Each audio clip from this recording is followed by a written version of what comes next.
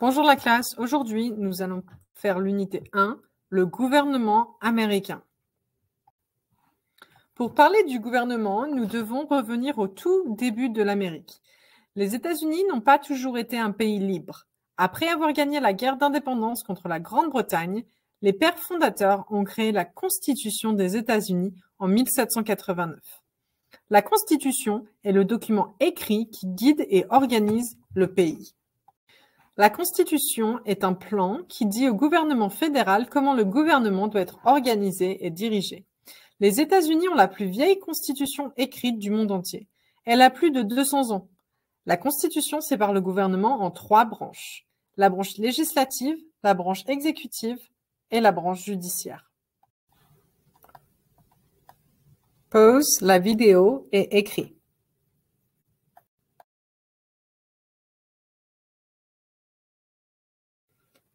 Le gouvernement américain a 3 branches. Chaque branche a un rôle, un pouvoir et des responsabilités différents. Il y a longtemps, les gens se sont rendus compte que c'était important pour chaque branche d'avoir la même quantité de pouvoir. C'est la Constitution de 1789 qui fait que chaque branche a la même quantité de pouvoir. La Constitution commence par les mots suivants « We, the people », qui se traduit par « nous, le peuple » en français. Cela veut dire que le peuple a fait les lois et donc le peuple doit les respecter. Personne n'est au-dessus des lois. We the people est une promesse et une responsabilité pour tous les citoyens. Pause la vidéo et écris.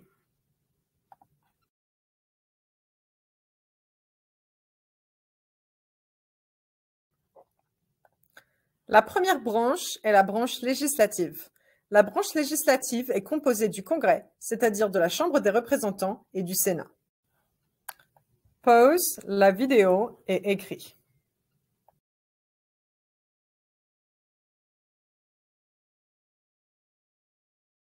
D'autres agences du gouvernement font aussi partie de la branche législative, telles que la Bibliothèque du Congrès, par exemple. Le rôle de la branche législative est de faire les lois du pays. C'est un rôle très important. Souviens-toi, la branche législative est le Congrès. Le Congrès, c'est la Chambre des représentants et le Sénat. Son rôle, c'est de faire les lois. Le Congrès se trouve au Capitole, à Washington, D.C. Pause la vidéo et écris.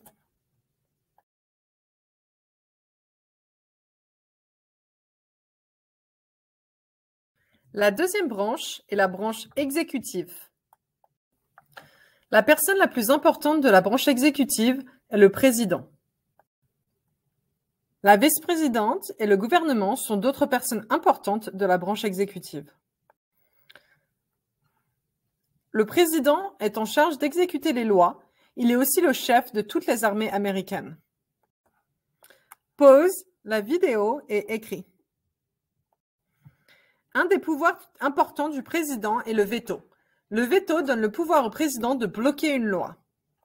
Le président peut utiliser son veto sur n'importe quelle loi que la branche législative essaye de faire passer, quand il pense qu'elle n'est pas constitutionnelle ou pas bien pour l'Amérique.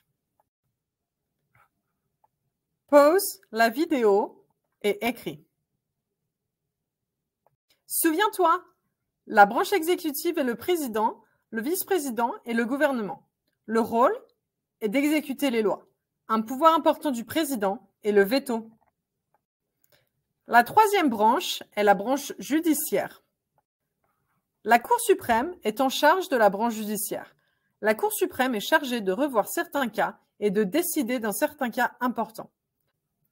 La Cour suprême s'assure que nous suivons tous la Constitution, même le président. Il y a 9 membres à la Cour suprême. Ils sont appelés justices en anglais et juges en français.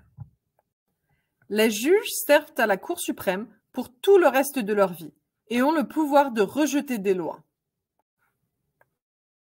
Pause la vidéo et écris.